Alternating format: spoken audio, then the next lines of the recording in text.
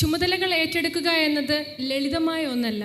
അതുപോലെ ഏൽപ്പിക്കപ്പെടുന്ന ചുമതലകളിൽ വിശ്വസ്തരായിരിക്കുക എന്നതും എളുപ്പമല്ല. പ്രത്യേകിച്ചും കെട്ടിലും മട്ടിലും പുതുമയുള്ള ഒരു സംഘടനയെ അതിശക്തമായ അടിസ്ഥാനമിട്ട് പണിതെടുക്കുക എന്നത് ഭാരിച്ച ഉത്തരവാദിത്തമാണ്.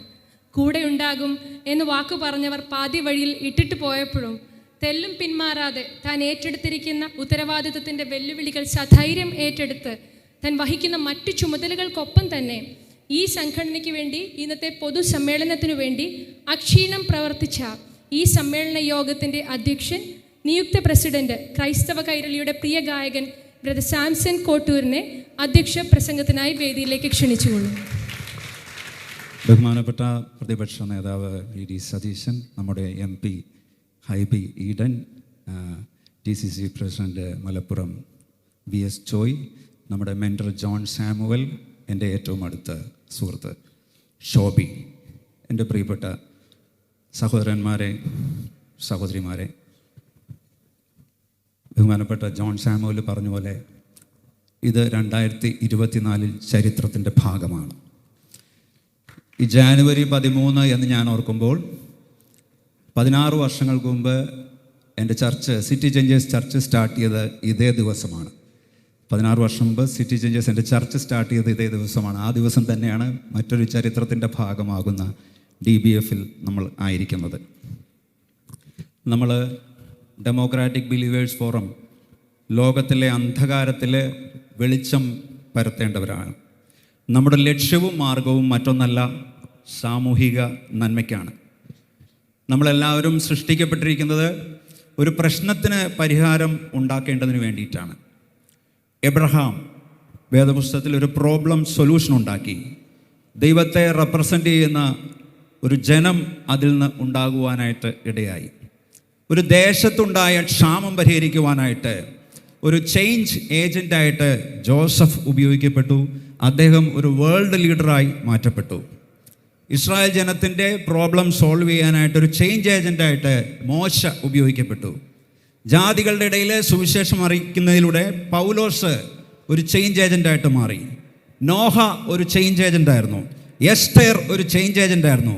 മാർട്ടിൻ ലൂതർ കിങ് ഒരു ചേഞ്ച് ഏജൻ്റായിരുന്നു. മഹാത്മാഗാന്ധി ഒരു ചേഞ്ച് ഏജൻ്റായിരുന്നു. നെൽസൺ മണ്ടേല ഒരു ചേഞ്ച് ഏജൻ്റായിരുന്നു. മദർ തെരേസ ഒരു ചേഞ്ച് ഏജൻ്റായിരുന്നു. ലോകം കണ്ട ഏറ്റവും വലിയ ചേഞ്ച് ഏജൻ്റ് നമ്മുടെ കർത്താവാണ്. 1975 ക്യാമ്പസ് ക്രൂസൈഡിൻ്റെ സ്ഥാപകനായിട്ടുള്ള ബിൽ ബ്രൈറ്റും യൂത്ത് വിത്ത് എ മിഷൻ എന്ന സംഘടനയുടെ സ്ഥാപകനായിട്ടുള്ള ലോറൻ കണ്ണിഹാമും കൊളറാഡോ എന്ന സ്ഥലത്ത് ഒരു ഉച്ചഭക്ഷണത്തിനായിട്ട് ഒരുമിച്ചു.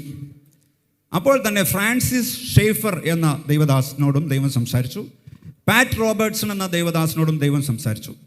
ഇവർക്കെല്ലാവർക്കും കർത്താവിൽ നിന്ന് ലഭിച്ച സന്ദേശം ഇതായിരുന്നു: ദൈവം എന്നോട് സംസാരിച്ചു. ബിൽ ബ്രൈറ്റ് പറഞ്ഞു, ലോറൻ കണ്ണിഹാം പറഞ്ഞു, ദൈവം എന്നോട് സംസാരിച്ചു. എന്താണ്? രണ്ടുപേരുടെ പോക്കറ്റിലും ഒരു കുറിപ്പുണ്ടായിരുന്നു. ആ കുറിപ്പ് രണ്ടുപേരും എടുത്തു. ദൈവം എന്താണ് സംസാരിച്ചത്?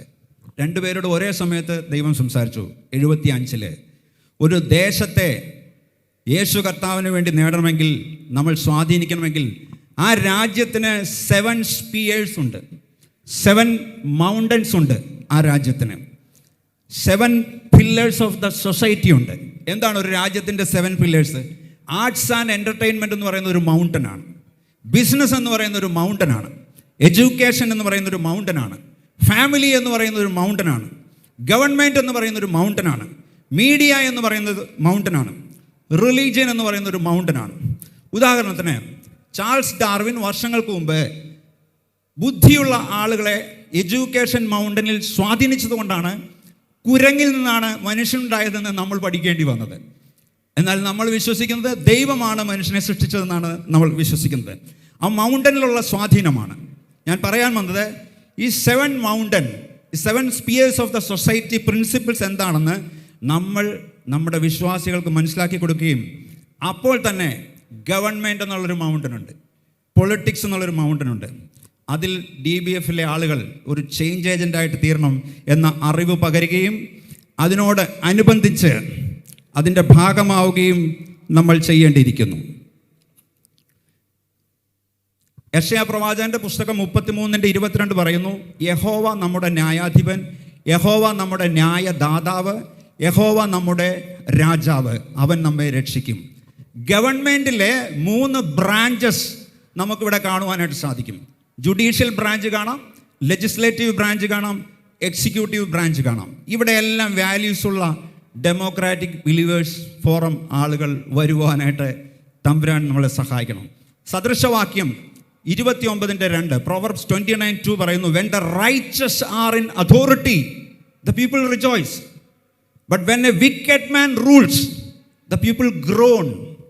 മലയാളം ഇങ്ങനെയാണ്, നീതിമാന്മാർ അധികാരത്തിലിരിക്കുമ്പോൾ ജനം സന്തോഷിക്കുന്നു, എന്നാൽ ദുഷ്ടൻ ആധിപത്യം നടത്തുമ്പോഴോ ജനം നെടുവീർപ്പെടുന്നു. നമ്മൾ വാല്യൂസ് ഉള്ളവരായിരിക്കണം.